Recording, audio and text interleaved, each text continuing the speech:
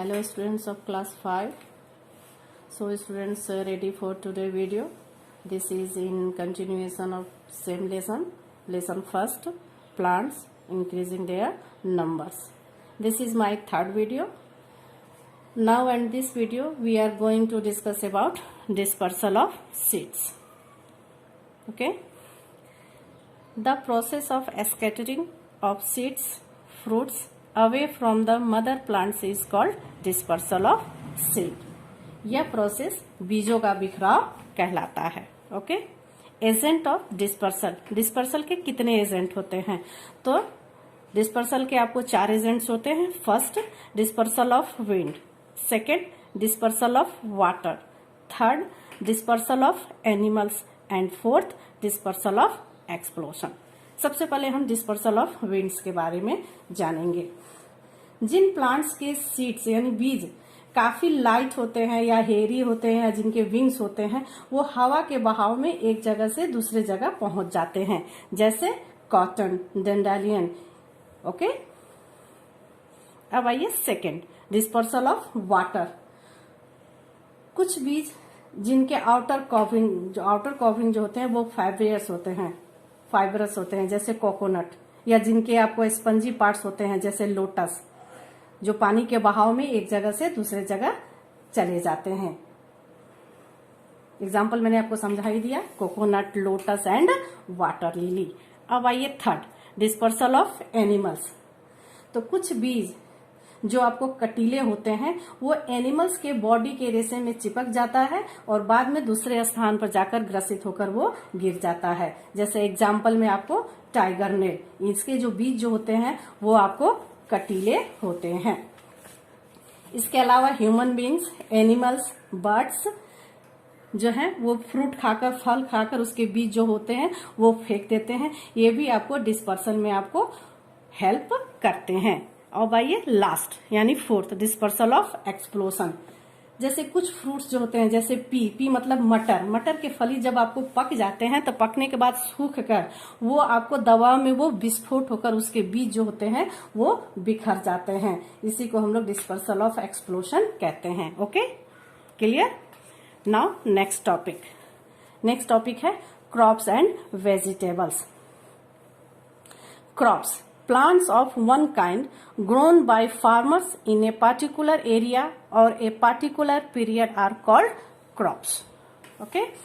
2 types of crops are grown in India. First, rabi crops. Second, kharif crops. आइए सबसे पहले हम रबी crops के बारे में जानेंगे. The crops that are grown in winter season in the month of November to April as known as rabi crops. वैसे फसलें जिनकी खेती आपको विंटर सीजन में यानी सर्दी के मौसम में यानी नवंबर से अप्रैल के बीच होती है, वैसे फसलों को हम लोग रबी क्रॉप्स कहते हैं. जैसे यहाँ आपको मैं समझा दूं एग्जांपल से, व्हीट और ग्राम यानी गेहूं और चने की जो खेती होती है वो विंटर सीजन में होती है यानी नवंबर से अप्रैल के बीच में होती है, और ऐसी फसलों को हम लोग रबी क्रॉप्स कहते हैं. अब आइए second, kharif crops. Kharif crops किसको कहते हैं? तो the crops which are grown in the monsoon season in the month of June to October. यानी वैसी फसलें जिनकी खेती आपको मानसून सीजन में यानी बरसात के मौसम में जिन फसलों की खेती होती है, तो हमारे इंडिया में बरसात का जो मौसम होता है वो जून से अक्टूबर का बीच होता है. तो जून से अक्टूबर के बीच मानसून सीजन में जिन फसलों की खेती होती है उनको हम लोग खरीफ क्रॉप्स कहते हैं. जैसे आपको राइस, मैजे, ज्वार यानी आपको चावल, मक्का और ज्वार की खेती आपको अब मानसून सीजन में होती है और जून से अक्टूबर के बीच होती है. ऐसे फसलों को हम लोग खरीफ क्रॉप्स कहते हैं.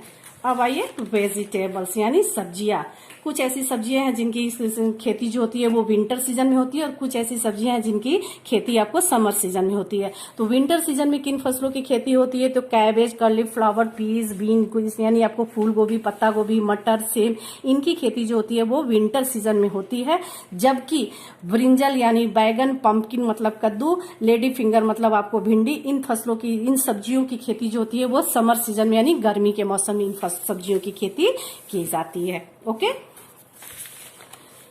चलिए अब अगला आपका नेक्स्ट पॉइंट जो है, how do farmer grow crops. Okay. किसान जो है खेती कैसे करता है, तो यहाँ देखिए मैं पॉइंट के द्वारा आपको बता रही हूँ। सबसे पहले किसान जो क्या करता है, प्रिपरेशन ऑफ सॉइल यानी फील्ड, यानी जिस भूमि में, जिस खेत जमीन में, जिस फील्ड में उसको खेती करनी है, उस मिट्टी को वो सबसे पहले तैयार करता है। उसके बाद टू ऐड फर्टिलाइजर्स और मैन्योर्स टू द सॉइल, उसके बाद से वो प्रोडक्शन बढ़ाने के लिए, यानी फसल अच्छी मात्रा में पैदावार वो कर सके, तो उसके लिए वो मिट्टी में वो फर्टिलाइजर्स यानी रासायनिक खाद और खाद को वो मिलाता है। उसके बाद third, selection good quality and healthy seeds, उसके बाद से वो अच्छी क्वालिटी का स्वस्थ बीज वो सेलेक्ट करता है।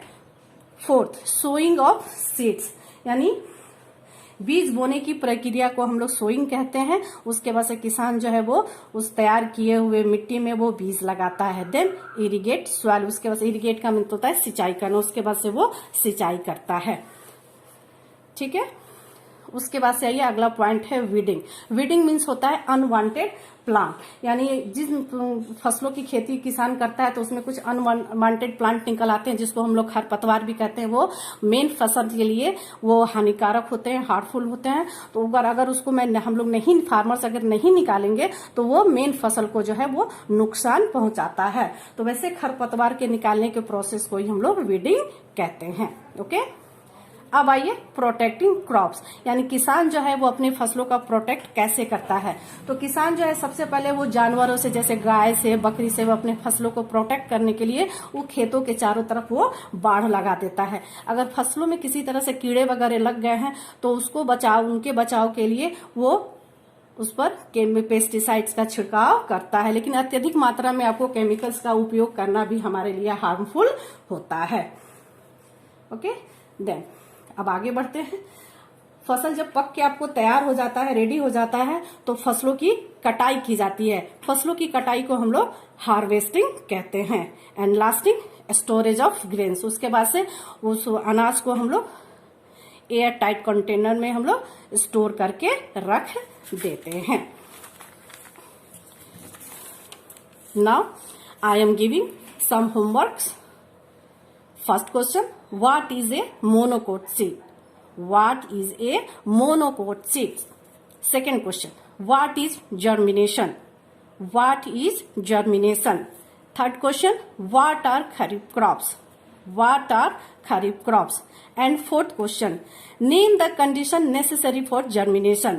Name the conditions necessary for germination. Okay, that's all. Thank you. Have a nice day.